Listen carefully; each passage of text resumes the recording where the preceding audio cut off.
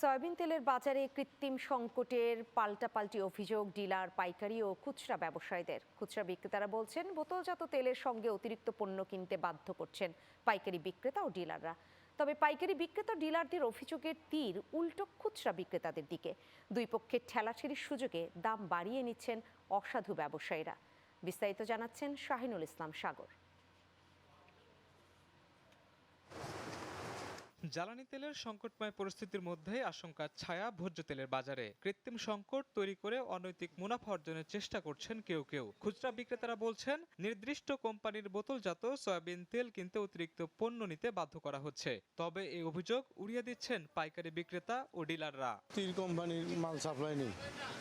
রূপচাঁদা আমি 2 কার্টন তেল লইছি, 2 কার্টনে 5 লিটারের 2টা সরষের তেল লইতে বাধ্যতামূলক। কই দিচ্ছে না, যারা ডিলার আছে আপনারা ওদেরকে ধরবেন। প্রতিদিন গাড়ি আসতেছে কারণ বাজার। টিসিবির হিসাব বলছে এক মাসে খোলা পাম তেলের দাম সবচেয়ে বেশি 14 টাকা বেড়ে লিটারে 164 থেকে 68 টাকায় বিক্রি হচ্ছে।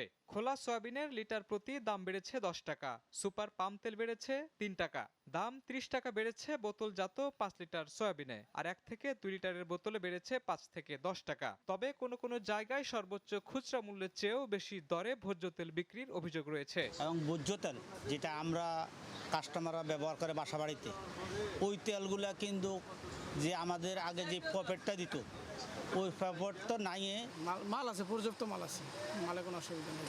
শুধু গাড়ি নিয়ে আসতে যতটুকু সমস্যা হয় এই আর কিছুই না। ভোক্তা অধিদপ্তরের মহাপরিচালক জানিয়েছেন নির্ধারিত মূল্যের বেশি দাম কিংবা অতিরিক্ত পণ্য কিনতে বাধ্য করলে আইনানুগ ব্যবস্থা নিতে মাঠ প্রশাসনকে নির্দেশ দেওয়া হয়েছে। সরকার নির্ধারিত মূল্য এবং পণ্যের অতিরিক্ত পণ্য যেন দিতে বাধ্য না হয় সেদিকে আমরা নজর দেওয়ার জন্য আমাদের ডিডি সাহেবদের অনুরোধ করেছি। খুচরা ব্যবসায়ী ও ভোক্তাদের অভিযোগ প্রশাসনের উদ্যোগ কেবল নির্দেশনার মধ্যেই সীমাবদ্ধ থাকায় বাজার তদারকির অভাবে ভুগতে হচ্ছে তাদের। শাহিনুল ইসলাম সাগর, চ্যানেল 9, ঢাকা।